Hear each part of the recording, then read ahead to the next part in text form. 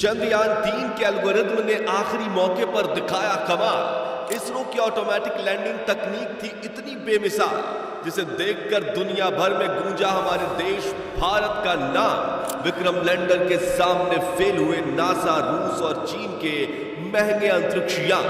दोस्तों, 20 अगस्त के दिन रूस के लूना 25 के क्रैश के बाद पूरी दुनिया की नजर सिर्फ इसरो के चंद्रयान पर ही टिकी हुई थी और हर तरफ विक्रम लैंडर की लैंडिंग को लेकर कौतूहल का माहौल बना हुआ था। चारों तरफ इसरो और चंद्रयान 3 की ही बातें चल रही थी।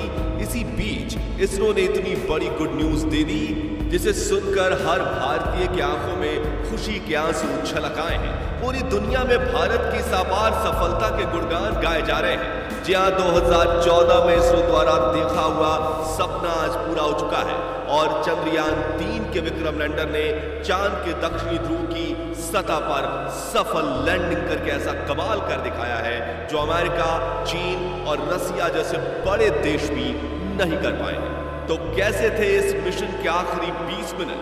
कैसे चंद्रयान मिशन में विक्रम लैंडर ने चखा सफलता का स्वाद? जानने के लिए कुर्सी की पेटी बांध लीजिए। चलिए हमारे साथ विक्रम लैंडर की लैंडिंग के रोमांचक सफर पर। दोस्तों, 23 अगस्त के दिन पूरे भारत में टेंशन का माहौल छाया हुआ था और जैसे जैसे शाम करीब आ रही थी, हम सभी की धड़कनें तेज होती जा रही थी, क्योंकि इसी शाम चंद्रयान 3 की लैंडिंग होने वाली थी। इसरो के वैज्ञानिकों की कठिन परीक्षा होने वाली थी और यही शाम भारत की किस्मत लिखने वाली थी। इसलिए शाम के 5:20 पर जब इसरो ने चंद्रयान 3 की लैंडिंग का लाइव टेलीकास्ट शुरू किया, तो 140 करोड़ भारतीय अपने मोबाइल और टीवी स्क्रीन के सामने नजरें गड़ाए बैठ गए और प्रधानमंत्री नरेंद्र मोदी भी साउथ अफ्रीका से इसरो के साथ लाइव जुड़ गए थे और सभी उस पल का इंतजार कर रहे थे जब विक्रम लैंडर की लैंडिंग शुरू होने वाली थी। इंतजार के इन घड़ियों में हर एक पल 1 घंटे के जैसा मालूम पड़ रहा था, लेकिन आखिरी में वो पल आ ही गया जब विक्रम लैंडर की लैंडिंग शुरू होने वाली थी, जिसे देखने के लिए सिर्फ भारत ही नहीं बल्कि पूरी दुनिया के लोग उत्सुक थे। और इस मिशन को लाइव देखने से भारत के दुश्मन देश यानी चीन और पाकिस्तान भी खुद को नहीं रोक पाए थे। तो आखिर क्या हुआ आखिरी के उस 20 मिनटों में, जिसके बाद चंद्रयान 3 ने इतिहास रच दिया? जानने के लिए चलिए चलते हैं विक्रम के साथ मून लैंडिंग के इस रोमांचक सफर पर। तो शाम के करीब 5:44 पर चंद्रयान 3 अपनी कक्षा में लैंडिंग की तैयारी करते हुए 6048 किलोमीटर प्रति घंटे की रफ्तार से दहाड़ते हुए आगे बढ़ रहा था।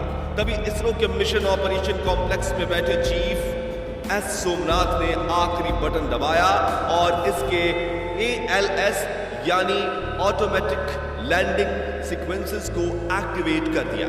यानी कि अब विक्रम लैंडर अपने आप खुद को कंट्रोल करने वाला था और इसरो के वैज्ञानिक बैठकर बस इस खूबसूरत नजारे को निहारने वाले थे।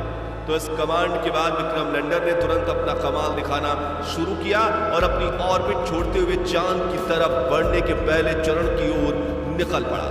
Rough breaking phase. दोस्तों, लैंडिंग के इस पहले पड़ाव में विक्रम लैंडर ने 30 किलोमीटर की ऊंचाई से चांद की सतह की तरफ बढ़ना शुरू किया और धीरे धीरे गोल चक्कर लगाते हुए ये नीचे उतरने लगा। इस दौरान शुरुआत में इसकी रफ्तार 6000 किलोमीटर प्रति घंटा थी, लेकिन इसके अपने चारों डीबूस्टर इंजन को ऑन करके विपरीत दिशा में दबाव देने से धीरे धीरे रफ्तार कम होने लगी। करीब 11 मिनट 30 सेकंड्स के बाद इसने अपनी रफ्तार को 1300 किलोमीटर प्रति घंटा कर दिया था और ये सतह से सिर्फ और सिर्फ 7.4 किलोमीटर ऊंचाई तक पहुंच चुका था। इसके साथ रफ ब्रेकिंग फेज का अंत हुआ। Altitude hold phase. अपने लैंडिंग मिशन के इस पड़ाव में चंद्रयान 3 के विक्रम लैंडर ने 2 महत्वपूर्ण काम किए, जिसमें से पहला था लैंडिंग में सहायक कारा और लासा सेंसर्स को ऑन करना और दूसरा था चांद की सतह से अपनी ऊंचाई को कम करते हुए 6.8 किलोमीटर तक लाना। ये दोनों काम करने में इसे महज 10 सेकंड्स का समय लगा। Fine braking phase. दोस्तों, लैंडिंग का ये तीसरा पड़ाव चंद्रयान 3 की सफलता के लिए बेहद महत्वपूर्ण था। क्योंकि इसी चरण में पिछली बार चंद्रयान 2 का विक्रम लैंडर डगमगाया था और चांद की सतह पर गिरकर तबाह हो चुका था। ऐसे में इसरो के इस मिशन ऑपरेशन कॉम्प्लेक्स में कौतूहल का माहौल बना हुआ था और मन में चल रही दुविधा के साथ अगले 3 मिनट निकालना वैज्ञानिकों के लिए काफी कठिन था। इसलिए लाइव टेलीकास्ट में भी सन्नाटा छाया हुआ था।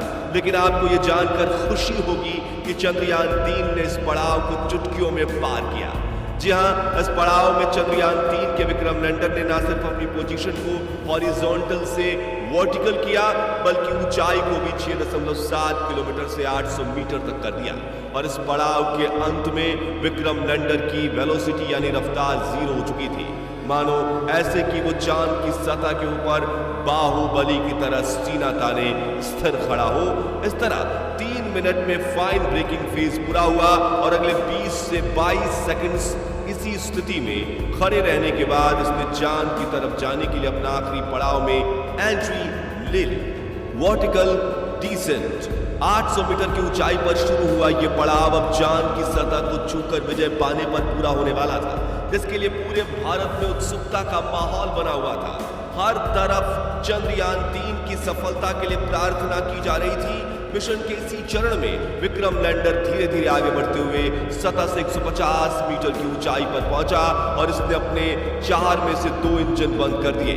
इस दौरान इसकी रफ्तार फिर से 0 हो चुकी थी और ये फिर से 22 सेकंड्स के लिए चांद के पतले वातावरण में मूवर करने लगा यानी तैरने लगा। इसी बीच इसके अंदर लगे 11 कैमराज और 9 सेंसर्स लैंडिंग के लिए सही स्पॉट ढूंढ रहे थे। और आपको यह जानकर हैरानी होगी कि चंद्रयान 3 के ऑटोमेटिक लैंडिंग सीक्वेंसेस एल्गोरिथम और इसके सभी उपकरण ने साथ मिलकर रियल टाइम डेटा स्टडी करके सिर्फ 20 सेकंड्स में निर्णय ले लिया। और अगले 20 सेकंड्स में जैसे ही हमने पलकें झपकाई तो विक्रम लैंडर चंद्रमा की सतह पर सीना ताने खड़ा था।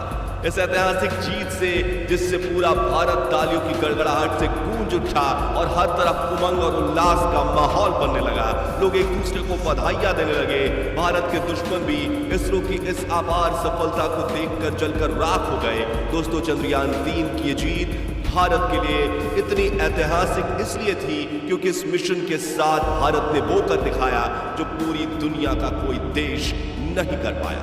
जहां विक्रम लैंडर ने चांद के उस दक्षिणी ध्रुव पर लैंडिंग कर ली जहां जाने की हिम्मत नासा, रूस और चीन भी नहीं कर पाया। यानी इस कामयाबी के साथ भारत दुनिया का वो पहला देश बन चुका है जिसने चांद के दक्षिणी ध्रुव पर फतेह हासिल की है। इतना ही नहीं दोस्तों, आपको यह जानकर गर्व होगा कि जहां नासा के अपोलो 11 मून मिशन का बजट 3000 करोड़ रुपए था, रूस के हाल ही में फेल हुए लूना 25 का बजट 1600 करोड़ रुपए था। वहीं चीन के चांद ई मिशन का बजट भी 2000 करोड़ के पार था।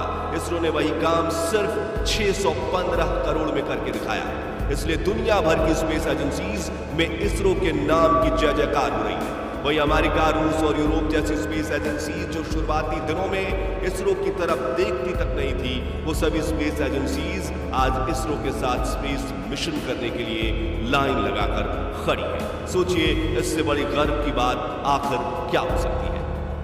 साथियों, चंद्रयान 3 मिशन की सफलता को देखकर साउथ अफ्रीका में बैठे प्राइम मिनिस्टर नरेंद्र मोदी भी खुशी से गदगद हो गए थे और उन्होंने अपने भाषण में इसरो के वैज्ञानिकों की जमकर प्रशंसा भी की। साथ ही उन्होंने इसरो के वैज्ञानिकों को बधाई देते हुए कहा कि आज के दिन